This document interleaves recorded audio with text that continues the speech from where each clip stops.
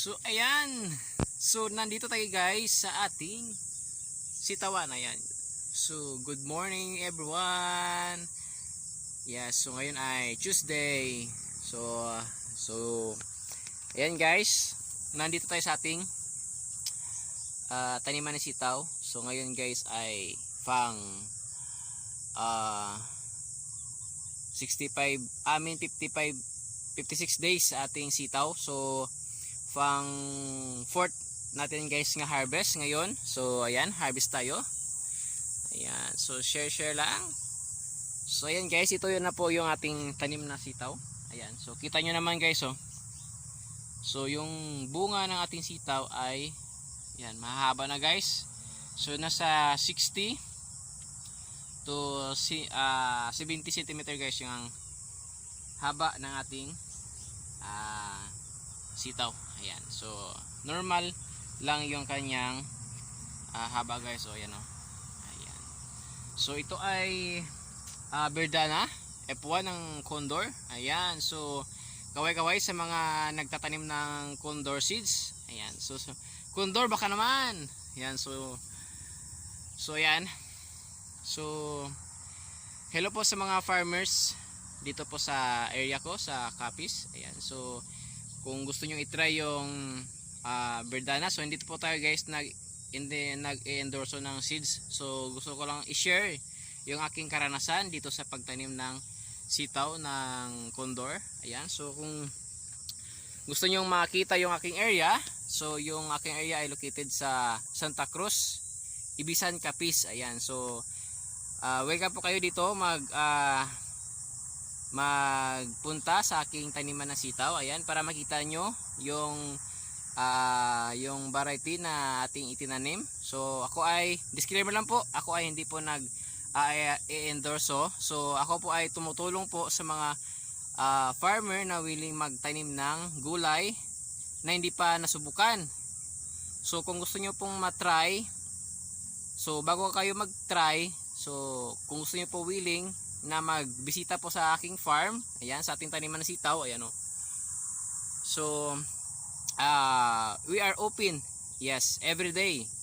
Ayan, so para po makita po ninyo yung ating taniman ng sitaw, para makita po, para matignan nyo po kung ano po kaganda yung ating tinanim na sitaw na Verdana.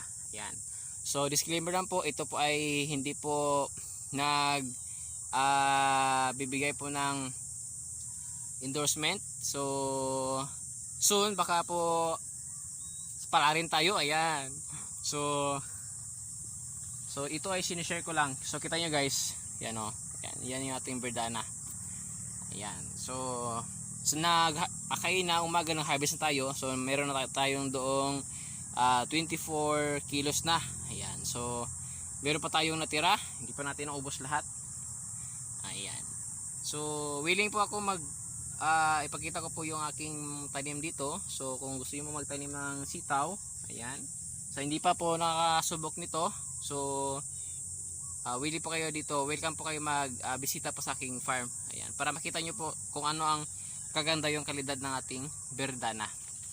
Ayan, so ito guys, napaganda kasi kahit na dumidikit yung mga bunga sa dahon, so hindi mo talaga makikita guys yung kagat ng uod. Ayan, so malimit lang tayo guys nag-spray, every 5 days na tayo guys nag-spray ng insecticide. So hindi talaga natin guys tinataasan yung dosage, kasi yung ating sitaw ay every other day, every 2 days tayo mag-harvest. So makakasama din yan sa ating kalusugan pag itaas natin yung dosage. So minimal lang guys, for prevention lang, para sa mga uod na nandito pa sa ilalim ng dahon. So yan ay prevention lang guys, para maiwasan lang natin yung mga uod na makapunta dito sa bulaklak. Kasi yung uod, pag nakabukas na yung bulaklak, so dyan sa papasok, pag nakapasok sa bulaklak, and then mga 11 tanghali na, so yung bulaklak ay mag close na yan, so doon na sa loob. So hindi na makaproduce ng maraming bunga, kasi yung uod ay siya na yung kumakain sa ating mga maliliit na bunga sa loob ng bulaklak.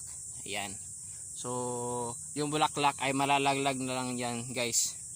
So sa akin naman guys, marami na naman talagang bulaklak na yung nalalaglag kasi minsan ating madaanan, ayan, so yung space natin guys ay hindi tugma kasi yung space ko guys ay 1 meter lang row by row. So dapat 1/2 or 2 meters. So tinipid natin guys yung ating area. Ayan. Kasi sayang naman. So yan guys, oh, tignan nyo.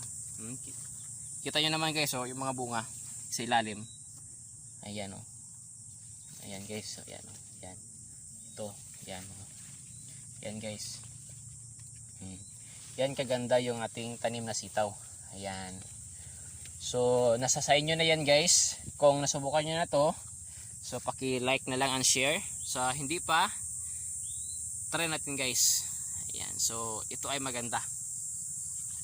Ayan. So yun lang masishare ko ngayon. So happy farming sa lahat and happy wonderful day. So sana ngayong araw ay masigla at maganda yung ating umaga.